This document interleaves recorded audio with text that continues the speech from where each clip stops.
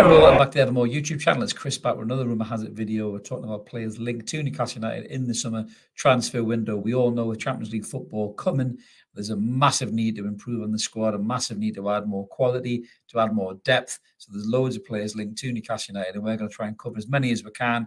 And this is all just stories that are out in the press and players that have been linked to us, whether it be in the mainstream media or the football media, on Sky Sports, whatever it is. We don't do ITK. We don't know a guy whose cousin's brother's sister's uncle used to go to school with somebody who's an ex-player. We don't do any of that bollocks. No, no, no.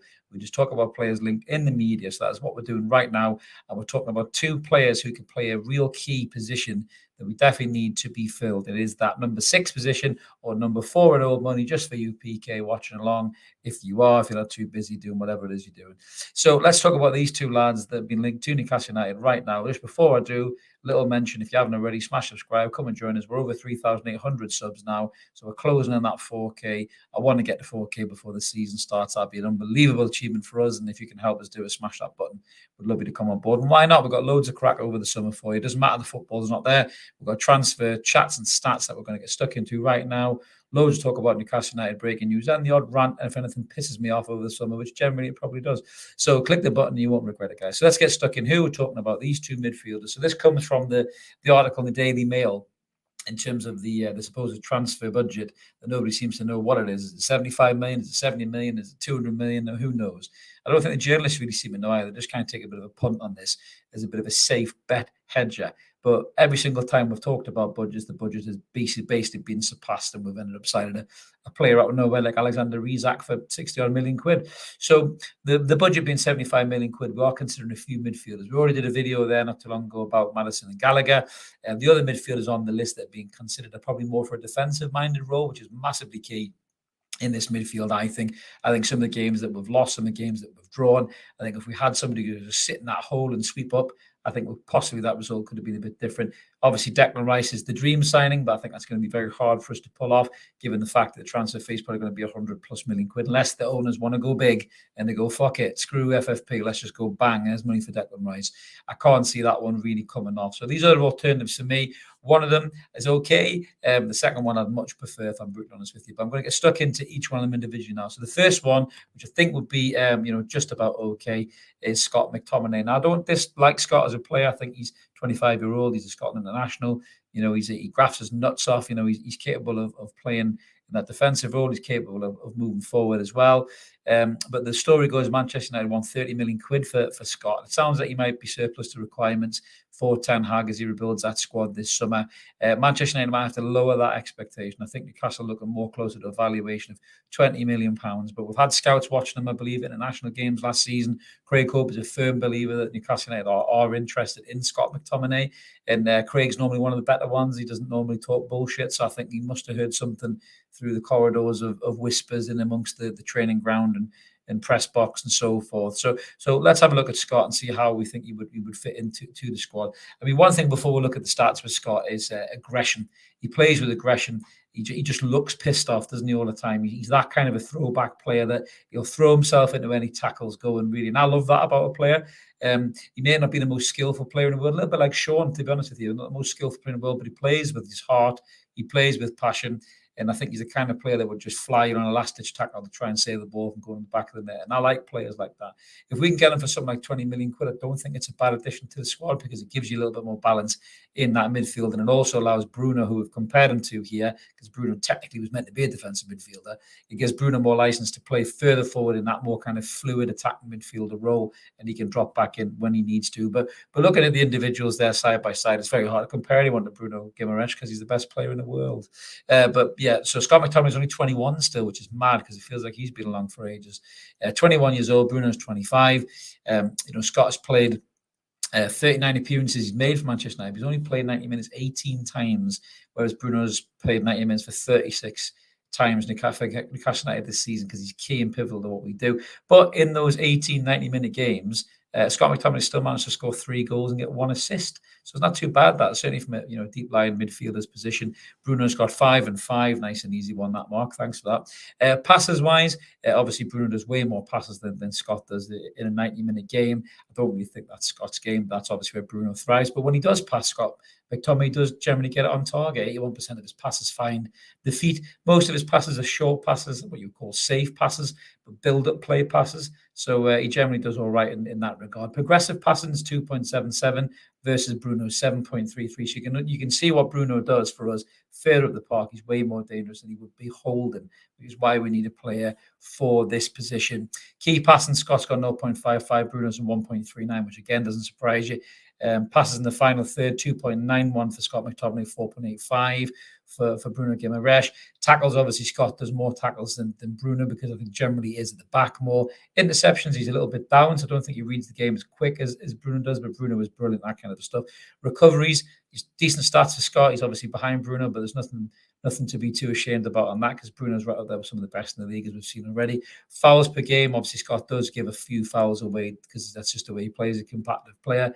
And obviously, goals and assists, he's a little bit further behind Bruno Guimaraes. But if you look at the kind of play-by-play or detailed breakdown of the stats that the Mark puts in, there's a lot of reds in there. Most of the reds in there for Scott McTominay are attacking statistics. That's not his game. Assists, passes, long-range passes and through balls and things like that is not really his game. His through balls are actually decent in all fairness, but it's his defensive capabilities you want to really be looking at. So his tackling, Scott McTominay is in the 79th percentile. Tackles and defended in the final third, he's in the 85th percentile there. So he really wins the ball up high and gets it back for his more kind of creative teammates as well. Clearance is 99%, so he smells danger, he gets rid of it. I think if Scott McTominay was to come into Newcastle United, I think that Eddie Howe would deploy him as a number 6 and have him sitting in front of the back four and allowing just Bruno and Joelinton to just get further forward, which I personally think for those two would add even more goals and assists to their game. So let us know what you guys think, if you think Scott McTominay would be a good signing. Certainly for 20 million quid, you can't really sniff too much at that. But there is another player linked here, and unfortunately his team want a shite site more than 20 million quid. It's actually the player that I'd prefer out of these two players. We played against us recently in St James's Park. He had a right lovely bit of needle with Joelinton, which I absolutely loved. And I just kept looking at him thinking, I'd love you to be in our team winding other players up like that, because Joe was ready to rip his head off at one point. I'm talking about Moisés Caicedo, who plays for Brighton and obviously knows Dan Ashworth very well. 21 years old, South American player, phenomenal player, and 21-year-old. He's only going to get better and better. I think he's got the grounding really of almost being the next Kante. I really believe that. Obviously Kante is off to Saudi Arabia, on the dime of our owners, actually, in one of the many clubs that they've bought. So I wouldn't be surprised if Chelsea maybe look at him as a replacement for Kante, but Chelsea don't even know what the fuck they're doing at the minute. They're just chucking money at whatever player catches their eye on FIFA, I think, and then breaking that deal over 19 years. Caicedo, obviously, has been strongly linked to Arsenal. As well, I think Liverpool have been sniffing around him. Obviously, just signed McAllister. I don't know how strong Liverpool's financial flex is in this transfer window, given the fact they couldn't sign Jude Bellingham.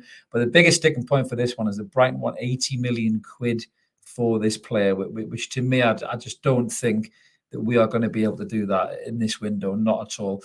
If Caicedo can get him to closer to 50 million quid, I think Newcastle might do something with that, given the fact he's 21 years old and he fits perfectly into that number 6 role behind Bruno and Joelinton, which I think Newcastle would see him as a great option. And obviously Ashworth knows him well, scouted him, I'm sure, and recommended him to the Brighton board. But yeah, 80 million quid is very steep. I think if we can't lower the cost on that, I don't see this one happening, which I'm a bit gutted at, because he's the player that I want. Declan Rice is the dream signing, but I just don't think Newcastle will do that.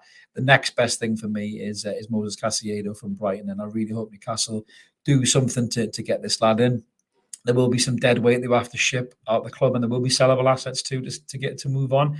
We've already talked about St Maximin in the previous video. He could be one that's shipped on and make money to sign Caicedo, but we'll just see what happens with this one. But let's have a look at his stats per 90 minutes, and you maybe see why I want the lad. So you can see that he's 21 years old. He's 43 appearances for Brighton this season, 40 games, 90-minute play. That's phenomenal fitness record there. When you're that young, you're kind of indestructible, really, aren't you? 1 goal, 1 assist. You wouldn't expect anything less from a defensive midfielder. But 65 passes a game, that's testament to the way Brighton play. He's actually outpassing Bruno there, really, as a defensive midfielder. Pass completion, 88%, which is brilliant. Progressive passes, 6.28, so he's slightly behind Bruno there. Key passing, 1, 2, 3, only slightly behind Bruno for a defensive midfielder. Passes in the attacking third is 5.19, so he's ahead of Bruno in that regard. Tackles, nearly 3 tackles a game, so he's ahead of Bruno there. Interceptions, 1.61. He's ahead of Bruno. Recoveries, 7.11. He's close to Bruno. Fouls, he gives slightly more fouls away. He seems to win the ball clean quite often, does Caicedo, but with real determination and power.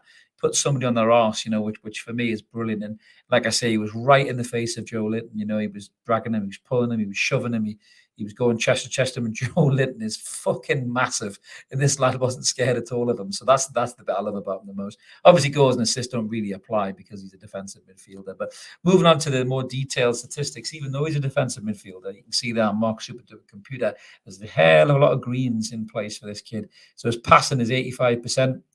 His pass completion, he's right up in the 94th percentile there. His kind of long passes are a little bit lower on a 52. If his medium and passes, kind of in the 70s, his short pass completion is 96th percentile. So when he keeps it simple, he keeps a hold of the ball, again, which is testament to the type of football he's playing at Brighton, they're under Potter and they're obviously under the new manager as well. Through balls in the 82 percentile, which is brilliant, key passing in the 74th percentile, but go down to the qualities you'd look for a number 6 or number 4. Tackling, he's up in the 87th percentile for defensive midfielders in his position in the top 5 leagues in Europe at 21 years old. He is in the 87th percentile. He's only going to get better. So that's why I think you should maybe dig a little bit deeper for this kid. Tackling in defensive third, 82. Tackling in midfield, 86th percentile. Interceptions, 89 percentile. Recovery, 73 percentile. Blocks down at 50 and clearances at 41. But it's more he wins the ball back in the middle of the park and he intercepts it. He sniffs danger and he jumps in front of a pass and blocks the route to that pass, wins it back as an interception. So for me, out of these two, it's a no-brainer. That's no disrespect to Scott McTominay. I think he's an all right player. And if he was to come to Newcastle, I'd support him massively. But for me, Caicedo, 100%. Would be the sign that I would go for. Not for 80 million quid, though. I think Brighton are taking a piss a little bit there. I think that's why nobody's made a move on him yet. You might get maybe 50 million quid, 60 million quid max from top end, I think, but you ain't going to get 80 million quid. So it'll be interesting to see what happens with him in the summer, whether Brighton need to sell or not. Maybe they don't. They're in Europe. They've made Europe, and obviously that's great for the Seagulls. And Caicedo will get European football, which will give him even more experience, and he might just stick where he is. But yeah, for me, I'd love to sign that kid. I really would. But let us know in the comments below which one of these two would you prefer, Scott McTominay or Caicedo. We always like to hear from you in the comments, and we always do our best to try and reply to each and every single one of you as well. Whether we agree or disagree, it doesn't matter. We're just the kind of channel we are. We just love to have a little chat with you. And as I mentioned at the start, if you haven't already, click subscribe. We'd love you to come and join us. We're over 3,800 subs now. We're closing in that 4K, only 200 to go. Love you to help us get there. Smash that button. Like the video as well. Help get it around YouTube. Smash the notification bell as well. And then you'll not miss any videos that pop up about transfer targets or rants, whatever is jumping on at the Evermore timeline. But we'll have loads of content for you over the close season. So don't go anywhere except here and check out Evermore content. We'll see you later, everyone. Thanks for watching. Bye-bye.